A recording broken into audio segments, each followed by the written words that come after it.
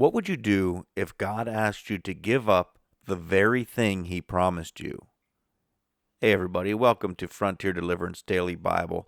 We're shifting gears here. We were doing like a daily Bible reading, straightforward reading of starting with chapters in Genesis.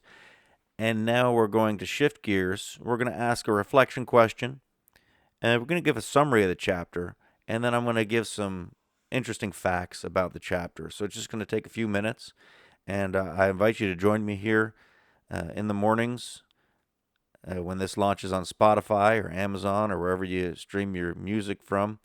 You can probably pick up this podcast and listen to it on your way to work. If you're joining us by another means, make sure you check out that podcast. So in Genesis 22, God tests Abraham in one of the most dramatic moments in the Bible. He tells Abraham to take his son Isaac, the son God promised him, and go to the land of Moriah to offer him as a sacrifice. Abraham obeys and travels 3 days to the mountain with Isaac.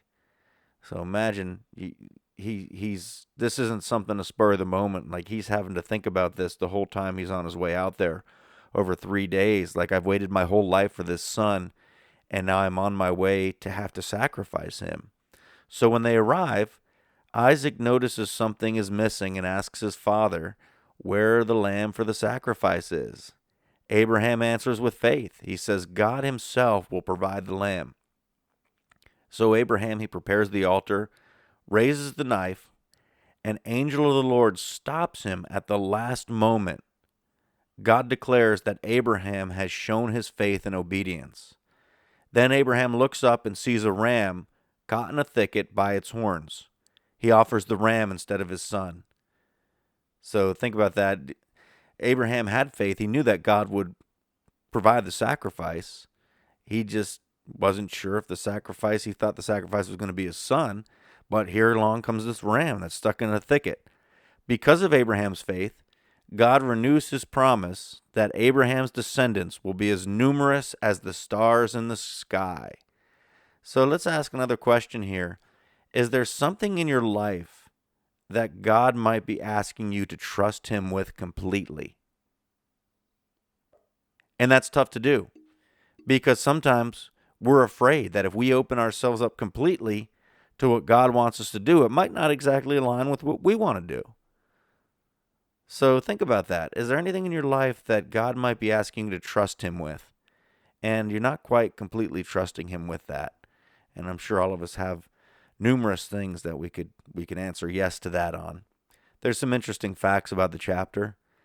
The mountain region of Moriah, might be pronouncing that wrong, I believe it's Moriah, later becomes the location of Jerusalem and the temple.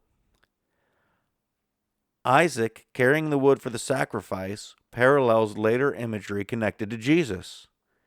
Think about it. Isaac is carrying the wood, which is meant to be, or at least they believe at this point, that it's going to be for his own sacrifice, just like Jesus carries that cross, which was going to be for his own sacrifice. The place Abraham named, the Lord will provide, is often translated, and this is another one I might mispronounce, Jehovah Jireh. So there's some interesting facts there. We're going to be reading another one tomorrow. Of course, we're going to be going on to Genesis 23. So I hope you'll subscribe and join us every morning. Comment down below if there's anything you'd like to share. If you have any answers to the reflection questions, we'd love to hear from you. Thanks for listening, everybody, and have a blessed day.